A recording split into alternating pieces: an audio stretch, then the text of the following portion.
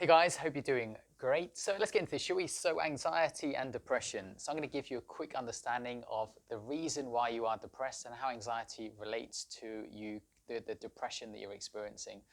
So anxiety obviously is a state that affects us emotionally, mentally, and physiologically. Yeah, but chronic anxiety that we experience quite maybe to the point we experience it all day long, and if you experience it for weeks, months, or years, then naturally is a horrible feeling. It's a horrible sensation.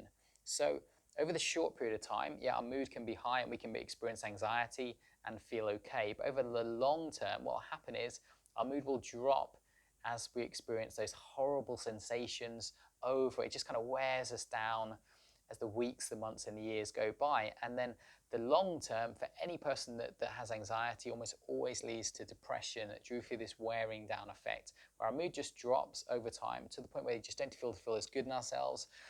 They feel this stress, horrible anxiety feelings, and all the horrible effects of it. We're feeling panicky and nervous, going different places and doing different things. And then naturally, over time, we experience depression. Yep, and depression then can become kind of chronic or kind of deep depression when we then begin to have no fulfillment from anything that we do. So as it goes down this cycle, as our mood drops, it'll get to a key point where we can feel depressed sometimes and not others, and then a chronic point where we just feel horrific all the while. Now, I've experienced depression before in my life, and I look at it as a kind of deadness inside, where, like hugging my wife or playing with my children or, doing positive things naturally releases positive feelings within myself. Yeah. But when I was depressed before and got down to that really low level, mine was through illness, got down to that level, I didn't get any enjoyment from anything. So I could do the same things and I had no fulfillment, no enjoyment from doing those things. So it's kind of conflicting, wasn't it? Because I had no enjoyment, I stopped doing them.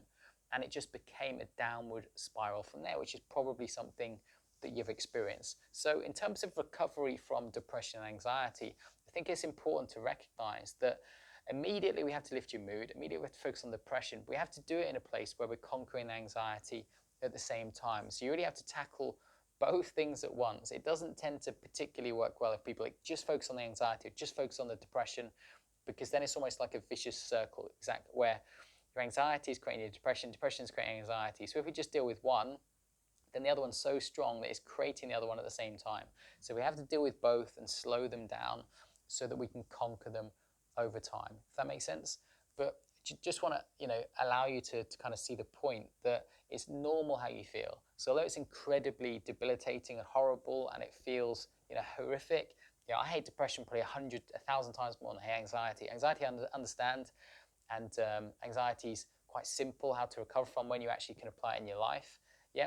But depression, if someone's had it for like years or decades, it is a I'm going to be honest, it is a far harder thing for someone to deal with because, because it's something that it's almost like someone's in a pit of, and they've got really struggled to get out of it.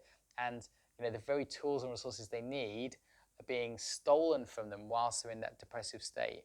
So the kind of hardest thing with depression to recover from is that I can tell you what to do, but you will not want to do it because the depression is putting you in such a low mood and place where even if you try those things, you might not do them consistently, or might do it one day and not do it for 6 days. So that's the hard thing. Yeah, that's the difficult thing. Where anxiety, because someone can be incredibly anxious and have a high mood, which a lot of people are. So it doesn't really stop people from actually applying the things. I can tell people what to do. I can coach them, mentor them to do it, and universally they'll all succeed and do tremendously well. But with depression, it's much more in terms of the commitment for the person, where some people just won't listen to me, some people just won't apply the things I suggest, and I appreciate that, understand it, that it is difficult. So it's much more from a place where if you have chronically deep depression, then I can teach you and help you, support you exactly what to do. But the question is, if you can will yourself to do it or not, if you can kind of commit to doing it or not. Because if you're depression, if you're in such a dark place where you've just given up completely and don't do anything good for yourself, then it's going to be really difficult because, I can't see how someone can get back on track. It simply is a place where they have to take certain actions to recover. Talking about it won't make a difference. Yeah, you have to take certain actions to shift the effect it's having on your brain and allow your mood to rise systematically over time. And then as you build momentum, it becomes easier and easier and easier and easier and things flow upward. Yeah, but when you're at a really, really low place, it's obviously difficult just to get that first momentum. And people have to work hard. People have to be quite consistent and focused to achieve that. Yeah, but if you are that person, then 100% you will achieve it. So my focus over the long term is obviously taking people from a point where anxiety is incredibly high, depression, and they're really, really depressed, on an upward curve. So we're not managing these problems, we're recovering from them and taking you so they get better and better, so your mood rises.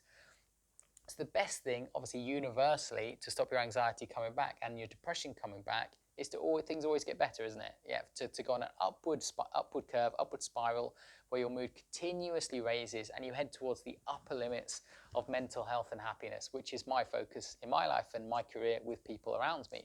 Yeah, so it's allowing us to get the very best out of ourselves.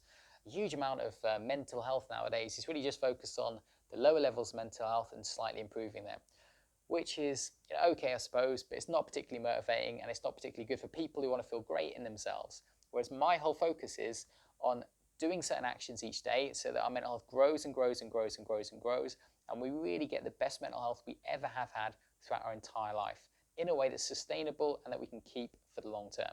Cool, hope that helps, hope that makes a lot of sense to you guys in terms of the path that you're now facing. And if you're committed to this path, nothing can stop you resolving it. But if you're not at that point yet, it's worth reflecting on these things and allowing yourself to kind of get to the point and make the decision to take action in your life, because action the only thing that is really going to make a difference with depression and the way it affects you. Brilliant. Take care.